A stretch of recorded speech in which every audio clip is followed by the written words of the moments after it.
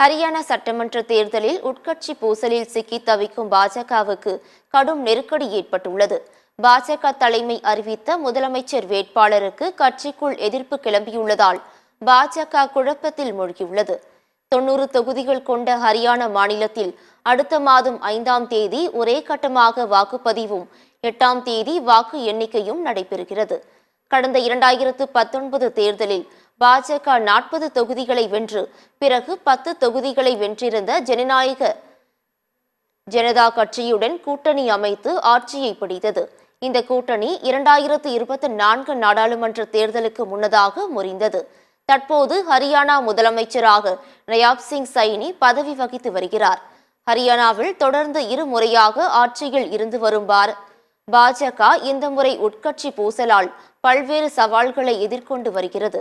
குறிப்பாக பாஜக வேட்பாளர் பட்டியலை வெளியிட்டதுமே அமைச்சராக இருந்து வரும் ரஞ்சித் சௌதாலா மற்றும் எம்எல்ஏ லட்சுமண நாபா ஆகியோர் சீட் கிடைக்காத விரக்தியில் கட்சியில் இருந்து ராஜினாமா செய்தனர்.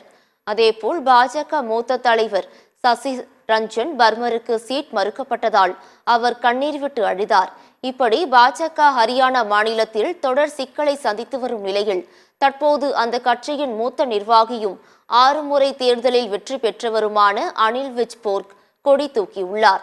பாஜக வெற்றி பெற்றால் முதலமைச்சர் பதவி எனக்கு வேண்டும் என கட்சி தலைமையிடம் கோரிக்கை வைப்பேன் என அவர் தெரிவித்துள்ளார்.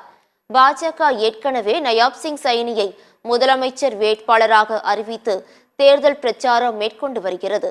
அதேபோல் ஹரியானாவில் கூட்டணி முறிவு ஏற்பட்ட பிறகு நயாப் சிங் சைனி முதலமைச்சராக பொறுப்பேற்றதும் அனில் விஜ் அமைச்சரவையில் இருந்து தானாக விலகினார் என்பது குறிப்பிடத்தக்கது.